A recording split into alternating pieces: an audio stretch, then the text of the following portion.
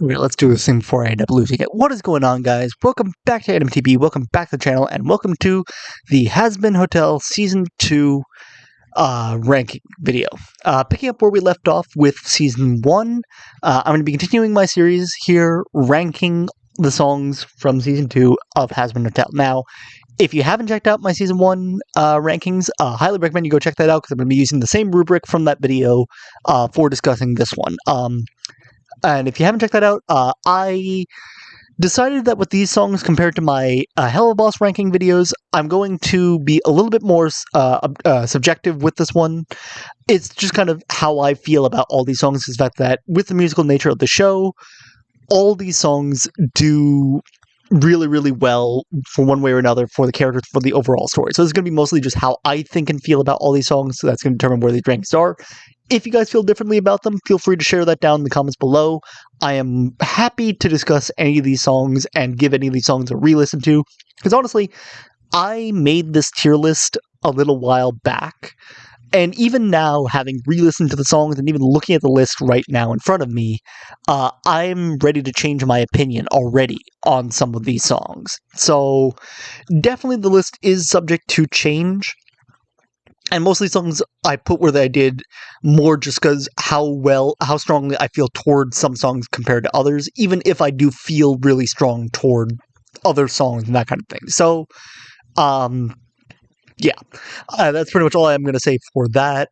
Some songs I'm sure will surprise people with their placement, but I will go through explaining all of that here, starting with the lower tiers and then ending the video off with my higher tier picks, just as I did in the other videos. So that being said, let's get into it. Here's the tier list. So, starting off with the B tier, we have Hazbin Guarantee. That is the song. For whatever reason, that felt like the wrong title, as I was saying. Because, wait, no, the show is called Hazbin Hotel. It can't have Hazbin in the name of the song. But yeah, Hazbin Guarantee. I initially really, really liked this song. I don't know why. It's like as far as this being like our welcome back to the show and welcome back to these characters and kind of setting up the V's versus Charlie story that we're going to be focusing on this series. And I guess also somewhat setting up Charlie's desperation. I thought the song did really, really well. And as far as, again, a big welcome back, it's really, really good. If you ask me, I think, like, when I was listening to these songs originally, I think I would have put, again, like with the last season, I would put all of these songs in A tier for one reason or another.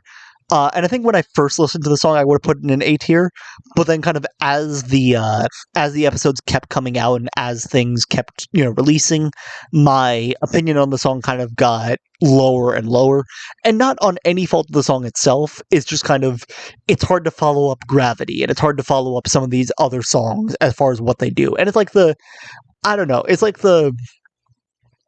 you got a lot of these from moments in the show without the song. The song itself is really catchy. The song itself is really good. It does what it's supposed to do for it. But just compared to the other songs, I just felt like it's not as strong as the others. That's just me personally. I think this is one of those ones, I think it's just my personal taste. And while this is a song I do come back to and do listen to quite often, it's just not a song that I think I listen to as often as the other songs that I have in A tier.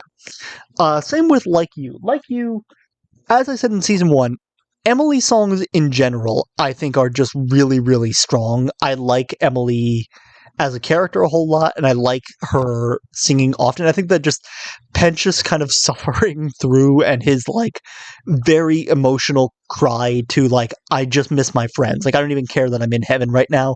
I don't care if, about any of this stuff. I just want to see my friends. I want to know that they're doing okay. And I guess all the reveals and everything else we get this episode around Penchus is really, really strong. It's just the song itself, while really, really good, and while it does its job, again, perfectly, it's just not a song that I feel the strongest toward. Like, I think, like, a lot of these songs I could summarize as it's just how I feel about them. Same with, like, Sarah's Confession. While I think it is a beautiful, beautiful song, and I love what it says about Sarah, her regret, and kind of recontextualizing the exterminations and kind of where it all stems from. If it is Sarah who kind of did this completely out of fear of what hell could be rather than what it is, I like that perception. I love the episode also just because of I love the song because of the Speaker of God and kind of her presence and what she brings to the show, and this very like motherly role that she takes and being this guiding hand. So this like very personal song for Sarah, I think, is really, really strong. Again, just maybe not necessarily what I am looking for. Same with like Live to Live. Like this is a song, or again, I love a good callback, and I love how the song does call back to It Starts With Sorry. And in the last review I did, I said It Starts With Sorry is one of those songs where it sets up the arc really, really well, and how this is a callback to it, I think is really strong. But I think in order for the song to be a little bit stronger, we needed to see a lot more of Penchus. And like, we do get a lot of moments with Penchus which do some things for him, but I do feel like we just didn't really see quite enough of Penchus for the song to have the impact I think it's intended to have. It's, again, a good song. It does everything right by the numbers. It's just the song that I feel could have done maybe a little bit more, is my general opinion with that. Like, I don't know, it's like Sarah's song gives us a lot there, but then I feel like the scenes that happen afterward kind of reveal this anxiety that she has a lot more. And this song is another, then Live to Live is a song that does a lot more of speaking to her anxiety and her overcoming of it, which makes it stronger. So like for Sarah's character, both songs are strong. They could just do with like, they do a lot more with dialogue than do with the songs. And then for what it does for Penchus, is just we need a bit more of Penchus for these songs to hit a bit more. So that's why I rank them a little bit lower on the list. And then it's also, again, replayability and what I find myself coming back to the most. Those songs, I do come back to them every now and then, but just not that often. And then songs that I, again, think are really good. They do a lot for... They are fun songs in their own right. Speedrun to Redemption is a song where it's a delve into Charlie's insanity and her like desperation to make this happen. But it's one of those songs that does feel like it kind of gets lost in, again, everything else that happens. Like, all three of these songs, I think, get lost in what's happening around the songs. Like, Clean It Up is a super fun song, and every time I see the behind-the-scenes recording for Clean It Up and seeing the voice actress for Nifty singing, I think it's a super cute song, and I love how much she seems like so happy singing the song. But if I am taking this to like kind of look at all the songs overall, it is the song, again, that I just don't really come back to that often. And it is a song that kind of does feel like it's like, oh yeah, that was a song from that episode. And like in the insanity of everything else happening in it, it's the thing that I just kind of tend to forget the most with it. Same with Bad With Us is like, I think it's another, like, it's a beautiful demonstration of, Christian Vox, or the voice actor who does Vox. It's a beautiful, Christian Boyle, that's his name. It's a beautiful demonstration of his range and all the different kind of, like, songs that he can perform, or all the things he can do with his voice. But the song itself is kind of just, it exists. It's just there. And that's just kind of all I really have to say for it. Like, it's fun seeing all the overlords, except for Zestiel and Carmela, who are frankly the only overlords beside the V's and Alistair that I really care about. It is fun seeing them all together, but overall just not that strong of an opinion on the song itself. Now let's get into the A tiers, where I think there's a lot to talk about with these. Once we get up there, the first...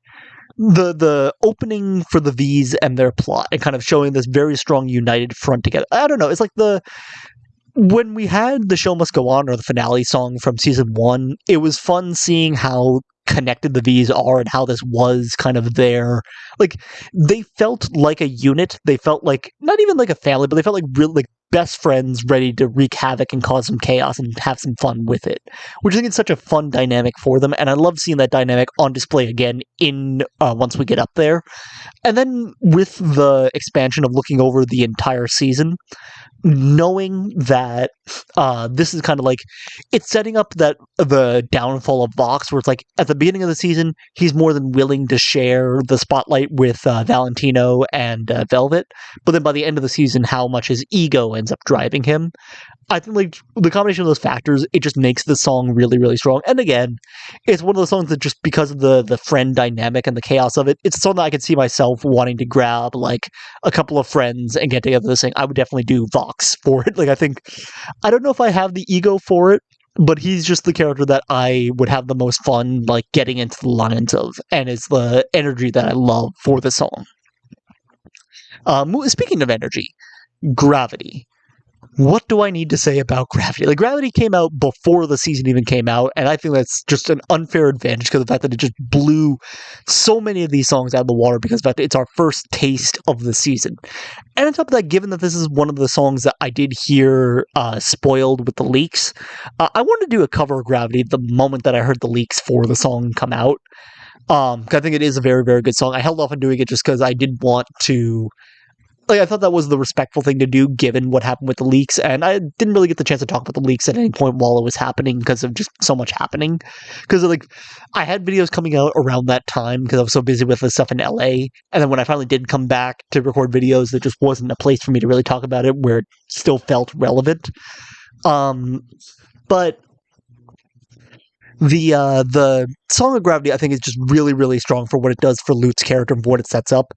I am a little sad that we didn't get to see a lot of Lute and her development in the season, but I do agree with the points of people like Danny and people like Elijah, who said points of like this is like a delayed gratification thing. We get some good work this season here, and in future seasons, who knows what's going to happen. But the way that this sets up this like very murderous rage within Lute and really makes Lute stand out, I guess like she simultaneously stands out while also falling deeper into Adam's shadow, where like Adam feels like he's the puppet master even after his death for what's happening with Lute. I think just all these like revelations we get for Lute and her character and how much this does for Lute, the song is really, really strong.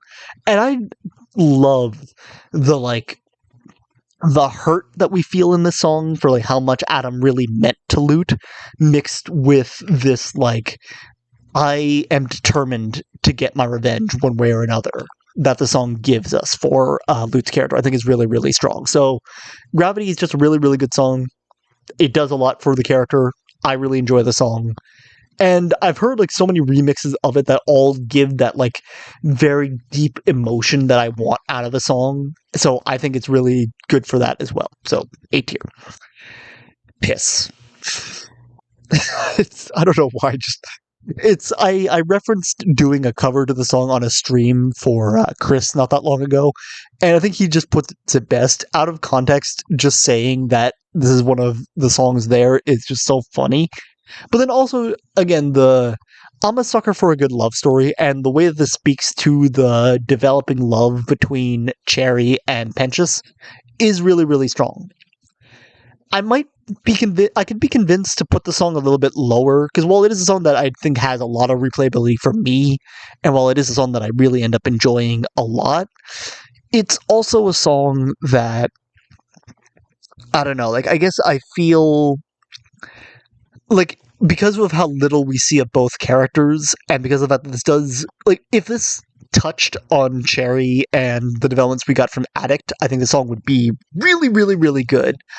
But for what it does give us for both of them and kind of giving us the nature of their relationship and kind of showing this this unique display of their love, I think is really, really good. It's one of the things I think just is the highlight of that episode, is just that development and that reveal of their love for each other. And just, again, seeing how Cherry is so unsure of her feelings for it. It's like, she wants this to just be a rivalry, but then she also has to admit to herself that this is some kind of love that she feels for Penchus. So I like that. I like the song a lot for that, personally. This one, it's harder for me to justify compared to the other ones. This one is one of those just, I love it because I think it's a beautiful love song. Don't You Forget. Another song that was spoiled. And it's a song that, like, I remember when my friends told me the leaks happened, and they said that, oh, we get the reveal of who's the one who has Alistair's leash, the one who's controlling Alistair. I started really delving into thinking about who it could be, because I was like, I had a feeling that if they were leaking the song, then it had to be a character that we already met. It wouldn't be a character that is just like completely out of left field or brand new or that kind of thing. So I got to really thinking about who the character could be, and I was like, I thought, could it be Zestial? Because it seemed like Zestial and Alistair had some kind of connection there. But then I realized, like, given Zestial says, it's an enigma that, the questioning why Alistair was gone for so long, I thought that didn't make sense. So, and then, I knew the theories that it was Lilith who was holding Alistair's strings, which made sense with the timing, but I also felt like, just given how little we saw the two of them interact, it also felt like it's the most likely of them, but it also was like, I'm not too sure myself. And then we had Rosie, who Alistair had an interesting connection with. Like, we meet characters that Alistair seems to have a soft spot for, with like Nifty and Mimsy. Rosie felt different. Like, just the way Rosie talks to Alistair felt like she was in a higher position from then. And I don't know, maybe this is something that I can say a bit more with confidence because of the fact we know now that Rosie's the one who Alistair had a contract with. But there was some stuff there that kind of did point me in that direction, and I remember I made some really good points to my friends when I was trying to interrogate them to figure out who it was. I don't remember what they are now, just because I think, like, since it's been confirmed, I kind of was like, well, I don't really need to keep this in my head anymore, because we know it's true. It's not a theory anymore. But, I don't know. This song is fun. I like a lot of the dynamic of that. I love how this is the way we get the reveal. And it's a comment that I saw on the song of how Rosie says, like, sing along, dear, you know the words. This is the first time it ever felt like the characters were acknowledging that they were breaking out into song like this is a musical. And that kind of makes how this is, like, a mockery of Alistair's character, but it does, like, this song takes Alistair down a couple pegs and kind of sets up the low position that he's in at this point in the series. And it beautifully sets up his, like, growth and his development by the end.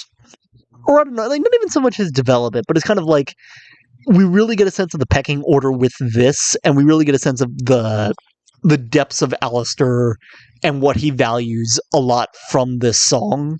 And it sets up the relationship between him and Rosie really, really well. I'm interested to see how that develops in other seasons. But, like, this song going into, like, Alistair's lines later, I think is really good. And just for that alone, the song gets an A tier. Same with the reprise, where again, it's this development of Vox and Alistair. And anytime the two of them are on screen doing a song against each other, I guess, it's really strong. This is something that I, again, find myself replaying quite often, just because I like the prickliness that we see from Vox, but then also seeing that Alistair, despite being in the lowest position he's been in since the show started, it still feels like he's on top of Vox. It still feels like he's the superior of the two of them. And the way that he kind of, like, brushes off all of Vox's control and all of his saying, all of his insults and such, I think just kind of really well sets up the dynamic between the two of them, and I just love getting the chance to see that. And again, like, it sets up so well Vox as an intimidating threat, which he never really felt like before this season. This is him really coming into his own. I really enjoyed seeing it. Same with the next two songs, with Vox Populi and Vox Day. Now, while Vox Populi, I think a lot of people, myself included, love the song a lot more because of how well it makes Lucifer feel like he's, I guess, it feels like he's legit, while us also knowing he's just trying to boost himself up, like trying to just show off his aura more than he is trying to actually intimidate. It's like knowing that he can't actually hurt Vox and knowing this is all just for show, and how well Lucifer kind of leans into that, I think is really, really strong. And that part of the song is definitely my favorite part. But then the way that Vox kind of turns that against Lucifer so masterfully and so swiftly is really, really strong. And again, like, I love these, like, call to action songs. And, like, while, I will never approve of what Vox is doing, I could definitely see, like, being in that crowd and kind of being, like, I guess, gaslit into joining Vox because of how charismatic he is in that song. Same with Vox Day. Like, you could really feel the like animosity that Vox has built in the sinners against the angels. You could really feel like the animosity, the building tension between the two sides. And then also again, this song really makes Vox feel like a threat. It makes him feel like he's not just hot air. He's not just ego. He felt like he actually could accomplish what he's setting out to do. Like he could actually kill the angels. And you really feel like, I guess, like it's even like he feels more like a king and like a god in heaven, in hell, I mean, in this moment than he ever has before, and that makes him feel so scary. So like I love what the song does for making Vox feel like a genuine threat, and the visuals that go on for the song I think are really, really strong. And again, making this visual of Vox rising in power and becoming this like almost godlike figure was really, really strong. So Vox Day, A tier. Love in a Bottle. I just love the way that this kind of shows Husk's breakdown and kind of his emotions. This song is the, like, I don't know. Husk never felt like he got a lot of focus throughout any of this stuff. Like, we know stuff about his character. Like, Loser Baby gave us, like, little nuggets of, like, his, I guess, desire to cling to power and how he was willing to sacrifice his freedom, I guess, for that, and how much he regrets that. But now we kind of see this, like, he went from, like, this, I don't want to say necessarily, like, old, bitter gambler to now he's developed so much of a soft side where, like, you see he's grown to love and care for a lot of people from the Hazbin Hotel a lot, and he's grown to have this soft spot for them, which I think the song does show really, really well. And something that I also liked that I only really got after watching Elijah react to the song. It's funny because we weren't even hearing the song, but it's like hearing her reaction to this song. I love how the song is kind of a perfect like showing of gambling, whereas like the beginning of the song, it feels like Husk is like on a hot streak, he's winning, and then by the end of the song, you see how fickle that is, and you see how quickly that changes on a dime, and how much he's lost by the end of the song. So I think that just that like rise and fall aspect of it, and how much of it shows for Husk's character and kind of this regression, while not feeling like an assassination of his character, is really interesting to see, and how that leads perfectly into the next song.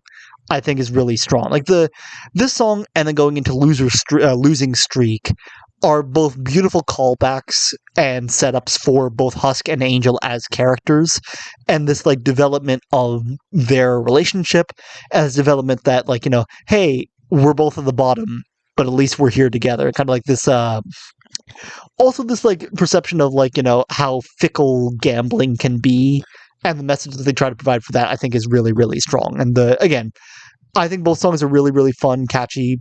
I come back to often, and I just like the message that they try to give for gambling, and just like it can destroy you, and it's a fickle thing to chase after, and kind of highlighting how easy it is to give into that temptation. Then we have Easy, which I think, again, enough said. If you know what this song is, it's just the powerful romance between Charlie and Baggy, and given the arc we'd been on up to that point, this song did feel like a very cathartic, like, redemption for Charlie at that point, because Charlie was not being a good partner up to that point, and like at this episode, in this moment where Charlie's kind of accepting the fact that she hasn't been a good partner, and how everything that's happened has kind of affected her, and how she, you know, needs this part, how she needs Vaggie to make her way through this, and then how Vaggie just says, like, you know, hey, I've got you. We're gonna get through this together. Like, who cares what's stacked against us? You and I are together. We'll figure it out, because that we have this. And the way that speaks to this song, and also just how fun it is, and how much it shows the deep feelings they have for each other, and also how, like, this song, while it's a redemption for Charlie, is also why Vaggie's the best character, and kind of why she's the best partner for Charlie, because of how much she's willing to put up with, and how much she just loves Charlie, and how much they'll figure out together. So I think that just for all those reasons, the song is really, really strong, and deserving very much of the A tier. Not really much more to be said. It just does everything really well. It's a good song. Brighter, again, I don't think needs much to be said because I think this is another song that really showcases Vox and his motivations. It is interesting because this song I do feel like does counter one of the things I did feel for Vox. Like when we got Vox and Alistair's backstory reveal in this season, I did feel bad for Vox for a little bit. 'Cause, like it did feel like there was the slimmest bit of hope that he wouldn't have turned out the way he did into this like egotistical, greedy, evil person that he ends up becoming because of the fact that he did seem to have that soft spot toward Alistair. But I guess also maybe even then not really because of that Alistair was also kind of evil. We also never really get the impression that he is. Like, yes, he's a serial killer, but then like songs like the Gabriel Brown songs show that there is like he's a gentleman killer. Like he doesn't kill senselessly or mindlessly. He does so to bad people, and that kind of does like soften the image of him a little bit. But then overall, Alistair is also evil in his own way. So I don't know. It's like part of me does feel like there's a chance that Vox could have been a better person if Alistair hadn't accepted his feelings then. But then this song just kind of makes it feel clear, like, yeah, didn't matter. Vox was always a bad person. He's in hell for a reason. And this is kind of the song that kind of really shows off his character, his motivations, his like even like the beginning of the season, we know that he was in a cult of sorts, and now we finally get the like reveal of that and this whole setup of his character, and it pays off so much of his development in this season, setting him up super well. And again, overall, it's just a song that really shows off Vox's intimidating presence and really makes him feel like the star of the show as the antagonist. Then we have When I Think About the Future, which this song is just kind of a grab bag of drawing everything together. This is like really building up to the final battle that's happening this season.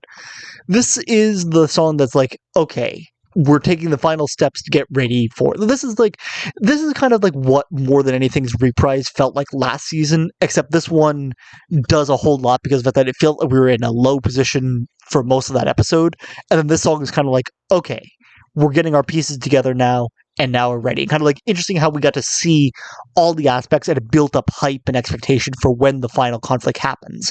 And Sarah's line at the end, I think, like sums up what the song is the best, where it's kind of like we were delaying this fight for such a long time, and now the fight is finally here, and building up an anticipation of what's going to happen. So the way that sets all of it up, and like the little developments of where the characters are now compared to where they were at the beginning of the season, I think is really strong. Again, I'll always highlight the development of Vox at this point of the season. I love the little lines between him and Alistair. I think like at that point where it's like once I get up there, you will fuck it up. Like the way that sets up Alistair still like needling at Vox and kind of like foreshadowing Vox's downfall is really, really strong. The same can be said from Don't You Forget's Reprise. Like all these songs where Alistair and Vox are together, it's all foreshadowing how Vox's downfall is going to happen. Alistair's literally telling Vox to his face, you are going to mess this up, and this is how, and telling him how it's all going to go down. And Vox just kind of is like, nah, I'm not going to take any of that, fam. So I think that development's really strong.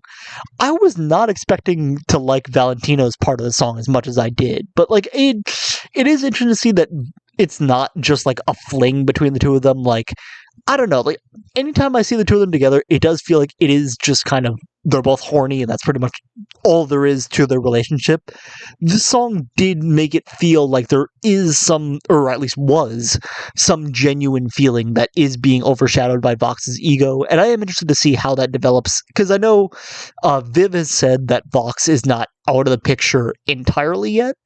So I'm interested to see how the development does continue, like if Valentino's going to be like a little bit torn up now that Vox is reduced, or kind of how the two of them interact going forward, if Vox is going to try to use the relationship that they have to try to get back in the spotlight in some way, or if Valentino's finally like, I'm done with you now, or how that's going to develop. So there's some stuff here for that relationship that I'm very interested to see. Always love the callback to Gravity and what that sets up for Loot again, even though we don't really get a lot of payoff for it, but It's coming. I know it will. I have faith that it will. I trust Viv.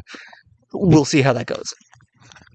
And then finally, we have Hear My Hope, which I don't think I need to say much more for the song. Like, I think like this is the most has-been song out of all the songs I've heard both seasons. It's the most like, this is a musical, this is how we're going to wrap it up with the most like cheesy musical energy possible. And because of that, it feels like a total acceptance of what the show is and proud standing of this is who we are, this is what we're about, I think is really strong for the song on its own. It's a beautiful harmony of all these different characters coming together. And I just love how you can feel the connection between some of these characters, or even the lack thereof. Like, you can feel like how Valentino and Velvet came into the song just because they didn't want to die. Like, they had their selfish reasons for doing it, but the way in which it brought all of hell together, I think, is really, really strong. And like, it's the most Charlie, like, I want everything to be sunshines and rainbows song that we could have gotten for it. But like, it's just a beautiful song, and the emotional roller coaster we kind of go on from the beginning, feeling like this is the end, that the characters are going to die, but you know, at least they're going to go down swinging, like the at least we know we tried, didn't stand by with fingers crossed. You felt like really sad in that moment, and then you get really scared when Luke shows up because we're worried that Maggie's going to die. Then triumphant with what's his face, with I cannot remember his name, with Abel, and then going back to somber to then hopeful in the end, and even a little scared. Like, I like Alistair and Rosie's little moment together. I think that moment kind of like, again, recontextualizes their relationship now, and again reestablishes Alistair's menace. It's the first time Alistair really felt like himself again in that song. So I'm interested to see, again, like with the last finale song, the song does so much for setting up the next season and setting up all these different plot points and all these different elements, which I'm very curious to see how they'll come into play in the next season. But yeah, those are my overall thoughts on Hear My Hope. It's a beautiful, beautiful song. Definitely one I do come back to quite often, and deserving of the A tier. But now just my quick, like, what would I put into S tier? And there's a lot of things I could go for what I would put in. I think the songs this one are really, really strong. Maybe even a little bit more than season one. I do think season one is still like the backbone of the season, but at the same time, the songs here are really, really good. If I had to pick one, I think probably Box Day, just because of how intimidating it makes Vox feel, and I love a good like villain song in that way. And for how much it does for his character, the hard carry it does for him, I think is really strong. And the visuals is like, this is a clip I will show to anyone and say like, hey, this is what the show has become since the pilot, and like this symbol of like hope that a show can really make it from starting on YouTube. And like, this is the greatest like triumph of Hazbin, if you ask me. And then overall, like I said, I think the song is really good. Definitely my S tier for this one can be changed with a lot of the songs that I have in my A tier. Like, one day it could be Once We Get Up There, one day it could be the Don't You Forget Reprise, one day it could be Pissed, one day it could be Gravity. Any of the songs in my A tier could potentially go into S, but for now, I'm going to say Vox Day and lock that in there. But that being said, that is my season 2 review and my ratings. If you guys disagree with any of them, let me know in the comments down below. As always, I'd love to hear your thoughts, and I'm always happy to go back and re-listen to these songs. Definitely, like I said before, even looking at this list now, I made this list like a week ago, and my tastes and my perception of all these songs have changed since then. So who knows what that's going to look like in the future? Who knows if this is going to be the same list that I feel when season 3 comes around? Maybe when season 3 does come around, I'll redo my list, and same thing for Hell of a Boss. I'll come back and I'll listen to the songs again and maybe redo the list, and maybe I'll show off like where the songs stand now compared to where they were when I did these listings originally. Who knows? We'll see when we get there. But for now, we'll be closing the chapter on Hazbin Hotel. As far as the songs are concerned, I definitely have a lot more videos I want to do for Hazbin Hotel and for Hell of a Boss soon. But we'll get to those when we get to those. But for now, thank you guys so much for watching this one. Hope you guys enjoyed. Let me know what you guys think down in the comments below, and I'll catch you guys in the next one. Peace.